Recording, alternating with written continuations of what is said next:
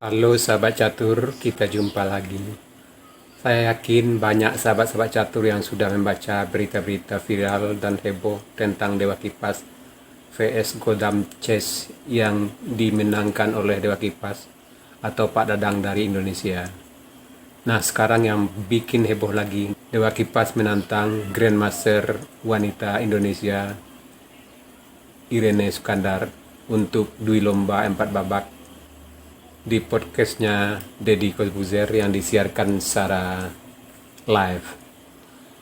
Kemarin dui lomba telah berlangsung antara Dewa Kipas lawan Grandmaster wanita Indonesia Irene Sukandar dan hasilnya skor 3-0 untuk kekalahan Dewa Kipas.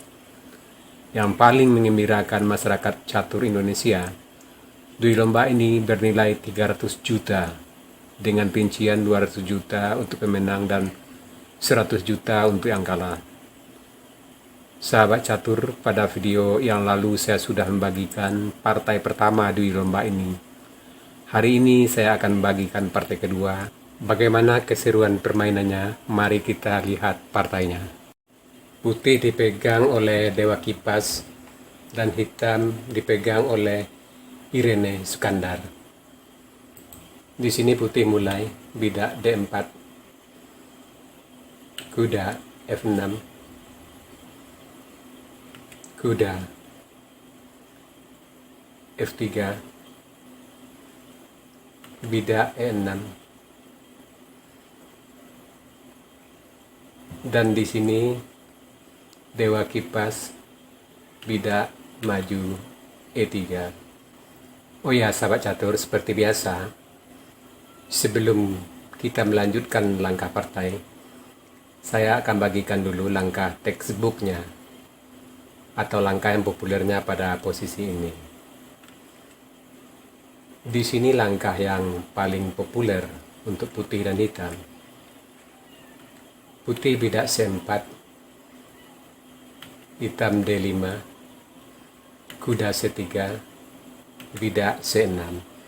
Ini adalah pertahanan Osemislavia. Putih E3, kuda BD7, gajah D3, D pukul C, gajah pukul C, bidak B5 mengancam gajah, gajah D3, bidak A6, putih bidak E4, hitam bidak C5, putih E5, C pukul D,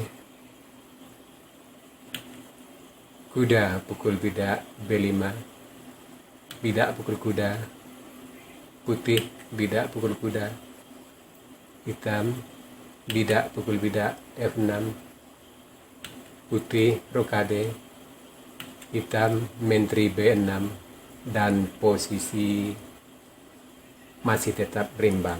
Inilah langkah textbooknya dari pertahanan Semislavia. Sekarang kita kembali ke langkah partai.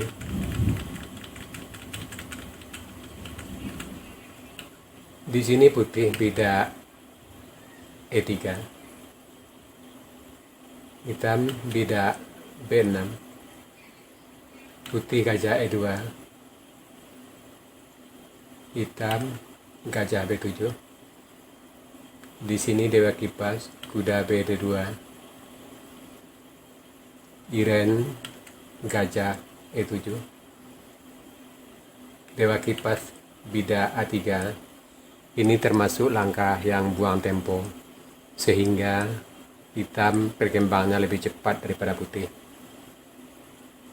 Mungkin maksud putih ingin memajukan bidak B4, tetapi di sini hitam melanjutkan bidak C5 menghalangi bidak B4 dan juga untuk membuka lajur C nantinya. Putih mengimbangi dengan bidak C4, hitam rokade, putih rokade. Di sini hitam bidak D5 untuk membuka posisi. Putih kuda E5, menduduki peta pusat yang kuat. Hitam kuda B, D7, mengajak pertukaran kuda. Putih menolak, bidak maju F4 melindungi kuda. Dan di sini hitam benteng C8 untuk menduduki lajur C. Putih gajah F3. Di sini Iren kuda E4 menduduki peta E4 yang sangat kuat. Putih bidak B3, mungkin rencananya untuk memasukkan gajah ke B2 atau melindungi bidak di C4. Dan di sini hitam kuda D F6. Putih sesuai rencananya gajah ke B2. Dan di sini tentu hitam kuda pukul kuda dan putih menteri pukul kuda. Hitam kuda E4 mengancam menteri. Di sini hitam sudah menempatkan kudanya sangat kuat di E4 untuk mengimbangi kuda putih di E5 tentunya. Menteri yang terancam pindah ke D3. Dan di sini Iren bidak F6 mengusir kuda. Kuda putih satu-satu jalan yang paling logis. Kuda G4.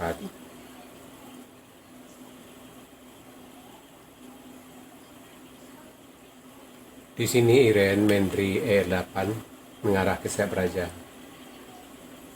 Dan putih benteng A. C1 menduduki lajur C yang masih tertutup. Hitam menteri G6 mulai mengarah ke sayap raja.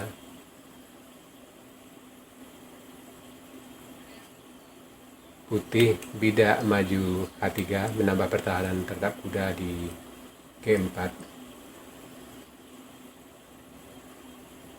Dan di sini Iren melihat benteng F yang tidak berfungsi di jalur F, memainkan benteng F ke D8. Dewa kipas raja G2, H2. Di sini putih mulai melakukan langkah yang lemah. Padahal posisi tadi masih berimbang. Di sini sebenarnya ada beberapa langkah yang lebih baik untuk putih. Yang pertama bisa menteri ke C2 atau juga bidak pukul bidak untuk membuka gajah di B2, atau bisa juga gajah pukul kuda. Nah, di sini saya akan bagikan pilihan yang gajah pukul kuda. Di sini hitam menteri tentu pukul gajah, putih menteri pukul menteri, hitam bidak pukul menteri, putih benteng F D1, dan posisi masih tetap berimbang. Kita kembali ke langkah partai. Di sini putih raja H2 dan Iren bidak H5 mengancam kuda. Di sini sebenarnya kuda harus mundur ke F2, tetapi dewa kipas lebih memilih bidak maju F5 mengancam menteri. Dan jelas di sini bidak ini gratis, otomatis hitam akan pukul bidak pukul F5. Dan akhirnya kuda tetap kembali ke F2. Dan di sini hitam sudah mendapat diagonal B8 H2 yang sangat penting untuk penyerangan. Di sini Irene gajah D6 skak, dewa kipas raja G1, Iren melanjutkan menteri ke G3 mengancam mat di A2. Di sini Dewa Kipas kuda pukul kuda. Iren bidak D pukul E4 mengancam menteri dan gajah. Putih menteri mundur D2. Hitam bidak pukul gajah F3. Putih bidak D5 menutup gajah di B7. Putih melakukan langkah lemah atau langkah blunder berturut-turut. Dan di sini hitam menteri H2 skak, raja terpaksa F2, menteri pukul bidak G2 skak. Sampai di sini Dewa Kipas menyerah. Sebab sudah kalah total. Sebab bila ini dilanjutkan, tentu langkah satu-satunya untuk putih raja E2. Dan di sini jelas gajah B3 skak. Dan raja tentu terpaksa ke